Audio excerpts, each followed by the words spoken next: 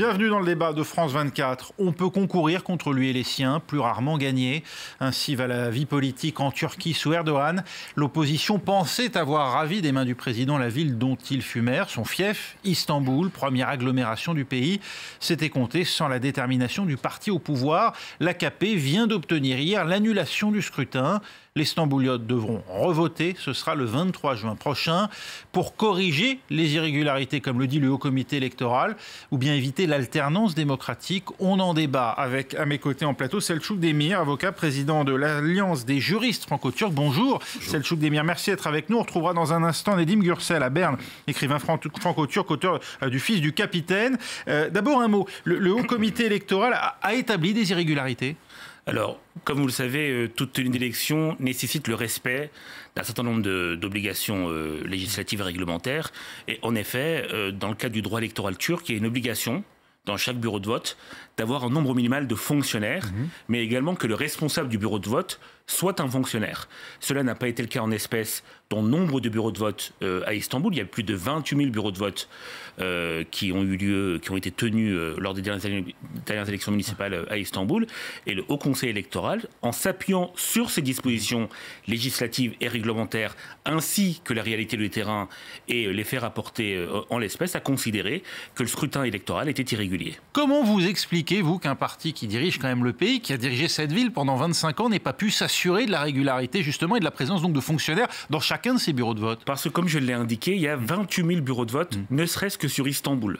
Ce qui, à chaque fois, nécessite qu'au niveau local, les correspondants locaux de ce bureau électoral puissent respecter la loi. Et c'est justement de la responsabilité du Haut Conseil électoral de vérifier a posteriori que la loi a été respectée. En l'occurrence, cela n'a pas été le cas. Ça a été le cas dans d'autres endroits. Par exemple, dans d'autres municipalités où le parti au pouvoir, le parti d'Erdogan, a perdu les élections, les recours du parti au pouvoir ont été rejetés, comme à Ankara par exemple, à Antalya de la même manière. À Istanbul, le Haut Conseil électoral a considéré que la loi n'avait pas été respectée, en conséquence de quoi cette décision a été prise. Seul le mandat du maire sera remis en jeu et non celui des conseillers municipaux, majoritairement AKP, le parti au pouvoir. Ils ne sont pas concernés. C'est pas un peu curieux? Non, ce n'est pas curieux. Ça s'explique de façon extrêmement simple. C'est qu'il n'y a pas eu de recours, monsieur, concernant le vote, justement, de ces élus municipaux qui étaient à majorité AKP, majorité issue du parti du président Erdogan. Si le parti d'opposition avait effectué un recours de la même manière contre cette élection-là, le Haut Conseil électoral aurait de la même manière pris une décision. Mais le Haut Conseil électoral ne peut pas s'auto-saisir et prendre une décision sur la base d'une requête ou d'une demande qui n'existe pas. Donc pour vous, aujourd'hui, c'est simplement une décision qui relève du droit et qui relève de l'application du droit et du code électoral. Des dispositions législatives et réglementaires qui sont conformes à la Constitution. Dans nombre de villes en Turquie, beaucoup de réclamations du parti au pouvoir ont été rejetées. Donc le parti d'opposition s'est vu valider le résultat d'un certain nombre d'échéances municipales, comme je l'ai dit, à Ankara, à Yalova, dans un district de Samsun, à Eskişehir. Donc on a nombre d'exemples en ce sens-là. De l'autre sens, à Istanbul, malheureusement, des irrégularités ont été commises. Irrégularités qui, d'ailleurs, ont été en partie reconnues par l'opposition, qui a elle-même reconnu qu'à peu près 13 000 votes avaient été frauduleux. On a donc un réel problème, en partie reconnu par l'opposition, qui aujourd'hui crie au loup, mais c'est très bien qu'à l'aune du respect des dispositions législatives et réglementaires, cette élection est invalide.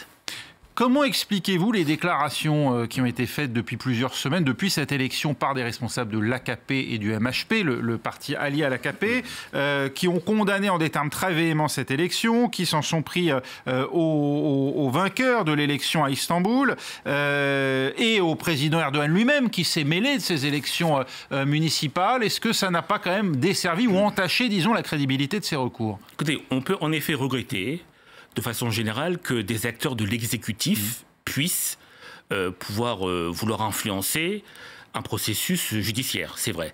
Sauf que vous savez, ces commentaires, cette tension, elle a eu lieu également du côté de l'opposition, et l'opposition elle-même a exercé une pression envers le Haut Conseil électoral pour que celui-ci prenne une décision en sa faveur. D'ailleurs, également dans les autres villes pour lesquelles les recours du parti au pouvoir ont été rejetés. Donc oui, c'est regrettable, mais malheureusement, ça a été le cas de l'ensemble de l'échiquier politique. Et il aurait fallu que tout le monde, dans ce cas-là, puisse se taire, ce qui en effet n'a pas été le cas en l'espèce. La campagne qui avait mené au municipal a été entachée, ou du moins marquée en tout cas, par un climat particulièrement lourd, des accusations portées contre des membres de l'opposition, les accusant de terrorisme, d'être à la solde de l'étranger. Est-ce que là aussi, c'est ce qui doit relever du climat normal d'une campagne électorale dans une grande démocratie ? Alors, vous savez, le climat, en effet, en Turquie est relativement tendu, mais il l'est parce que ce pays est traversé par un certain nombre de troubles récents, notamment la tentative de coup d'État, la reconnaissance d'actes terroristes, la proximité avec le conflit syrien, qui, vous le savez, a occasionné des centaines de milliers de morts, mais également la présence sur le territoire turc de plus de 4 millions de réfugiés. C'est un pays qui, évidemment, a dû faire face à tous ces problèmes-là, et faire face à ces problèmes-là, évidemment, occasionne un certain nombre de tensions dues justement à cette recrudescence du terrorisme, et notamment de celui du PKK ou encore de celui de FETÖ, cet organe qui a investi les rouages de l'État issu du mouvement Gülen. Alors, le problème, c'est que ce climat de tension, il n'est pas seulement de la responsabilité de la majorité, il est également celui de l'opposition, qui, de la même manière, fustige les membres de la majorité. On a un climat, en effet, qui est tendu, mais on peut espérer, à travers notamment la fin de ces élections-là, même si on a encore une dernière échéance le 23 juin, suite à l'annulation des élections municipales à Istanbul, que tout cela se calme et que pendant 4 ans, on en revienne à une période plutôt accalmée, sans élections, dans lesquelles notamment les réformes économiques pourront être mises en œuvre. Oui, parce qu'aujourd'hui, la Turquie traverse une zone de turbulence, avec une économie qui est entrée en récession, avec une inflation à 2 chiffres. C'est le bilan aussi du président Erdogan qui peut expliquer cette déconvenue aux élections municipales dans plusieurs villes, même s'il faut le rappeler, l'AKP et le MHP sont premières formations du pays allié aujourd'hui. Alors, déconvenue, en effet, somme toute très partielle, puisque, comme vous l'avez très justement indiqué, le parti au pouvoir ainsi que son allié, le MHP, caracole en tête. Et c'est, je crois, la 15e élection de suite qui a été gagnée. Et il y a une nette majorité qui est plutôt pro-parti au pouvoir. Le suffrage d'un électeur sur 2 en Turquie. Voilà, sans aucune forme de discussion.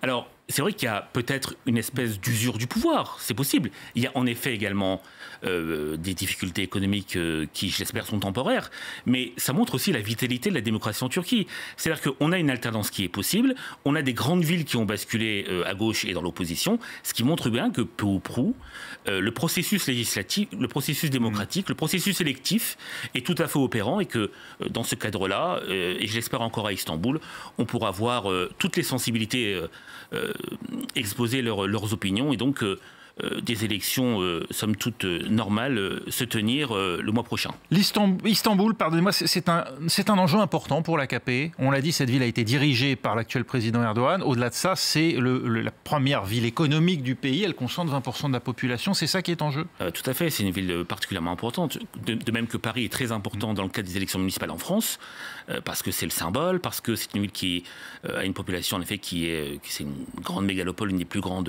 dans le monde. Et en effet, ça a un aspect symbolique, lié notamment au fait que le président Erdogan en a été le maire il y a maintenant à peu près 25 ans. Mais au-delà de ça, ce qu'il est important de noter, c'est que, vous savez, la tenue d'élections, de façon générale, je l'ai dit, doit obéir à un certain nombre de règles. Et à cet égard, comme on a pu le voir en France également, contester la régularité du vote, contester quand il y a des irrégularités, la régularité d'une élection, c'est aussi cela, le respect de l'état de droit. Le fait qu'Ekrem İmamoğlu, le maire élu, à l'heure qu'il est, même si son élection a donc été invalidée hier, a dit qu'après son élection, il allait mettre fin aux subventions versées aux confréries religieuses et à certaines fondations dirigées par des membres de la famille Erdogan, est-ce que ça n'a pas joué aussi dans la volonté absolue de l'AKP de le démettre ? Dès le lendemain des élections municipales, et avant même ces déclarations-là, l'AKP annonçait qu'elle exercerait un recours au vu des très nombreuses irrégularités qui avaient été constatées et qui, en partie, je l'ai dit, ont été acceptées par l'opposition. Donc cela n'a rien à voir, et en tout état de cause, M. Imamoglu, s'il est élu le 23 juin, j'espère pour lui, pourra gérer sa municipalité comme bon lui semble et accorder à ses proches les subventions qu'il veut bien leur accorder. Ou à aucun proche, comme c'est le cas aussi dans certains États de droit et de démocratie. On n'est pas forcément obligé de récompenser. Vu ces déclarations, j'en doute. Merci beaucoup, Selçuk Demir, d'avoir été avec nous. Désolé pour Nedim Gürsel qui n'est pas parvenu à nous rejoindre depuis Berne.